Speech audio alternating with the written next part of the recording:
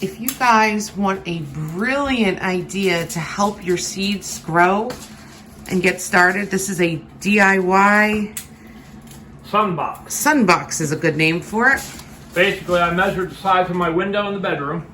I'm going to anchor a 12-inch wide board by the length of the window, in our case 35 3/4 board, to the windowsill. I will raise the blinds.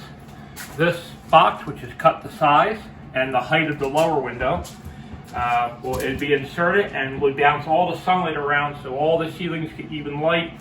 Sometimes you just sit a tray in front of a window or a door. The rear seedlings don't get as much light. This kind of solves that. Now the easy solution is to cut your cardboard to size, lay it out, use spray adhesive, roll on your aluminum foil. My wife has a lot of chemical sensitivity, so I'm doing everything with tape. I'm on my third roll. It looks great. And I can't take credit for this. We did see it. I can't even remember where we saw it. Somebody on YouTube had mentioned this and we're giving it a go. So I'm going to show you guys once it's set up at the window what it looks like, and it's something that I think everyone should use to assist your seed starting.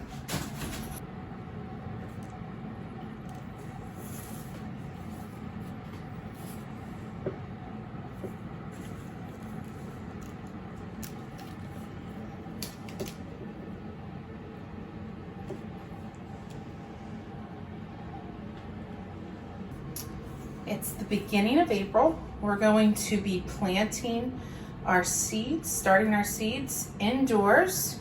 And this is the Epic Gardener, actually, what are these called, babe? The Epic 4-cell. The Epic 4-cell. An Epic tray. And the Epic tray that comes with it. Honestly, this is a nice quality plastic. Heavy duty hardcore plastic. It has a hole in the bottom to stick your finger in to push it out. They're not crunchy. They're very stiff, hard PVC. Tray is good heavy PVC. Regardless of your configurations, if you want the 6-cell, the 8-cell, the 4-cell, there'll be a kit that many will fit the universal tray. So we're a big fan of this, and we're gonna come back here and actually start planting.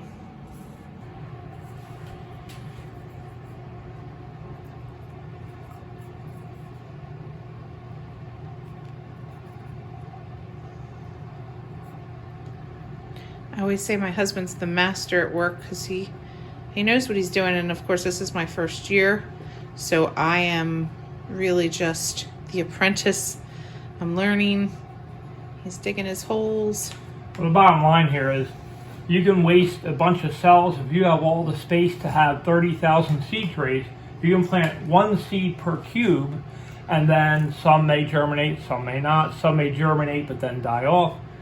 We don't have the space for that. We have one south-facing window, so we're limited to this one cell. I could make a rack and do a second. So the way I've always done it, we're planting 3 to 4 seeds per cell, depending on the plant. And as it grows, and we see what germinated, we will thin it down to the strongest 2. Once they get transplanted in the garden, and we see how transplanting goes, we will then pick the strongest of the 2 to remain. And these are some of the ones we're planting, and we will be direct sowing basically all the lettuces and carrots and spinach and all that good stuff. So this is going. It's going good. The Ford Hook bush zucchini. Love me some zucchini. And we are planting 4 of these in the raised bed. So these are bigger. We're just going to plant 2 per cell and then see what germinates. These are all brand new seeds. There should be a very high germination rate. Shouldn't be an issue as far as germination goes, but you never can tell. And you're never going to use all your seeds unless you're planting a full-fledged farm. So save them. All that's going to happen, people have found seeds and planted them 50 years later and they germinated. All that happens is every year they get a little less potent. So this year we plant 4 seeds, 3 to 4 are going to grow. 2 years from now, 2 to 3 are going to grow. 10 years from now, 1 or 2 are going to grow.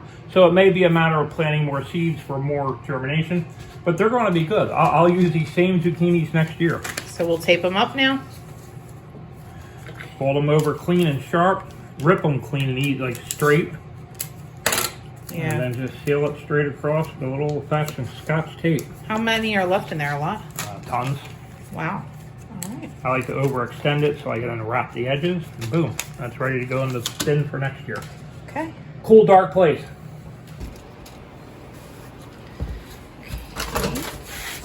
So the seeds are in, and like we showed you before, there's the box.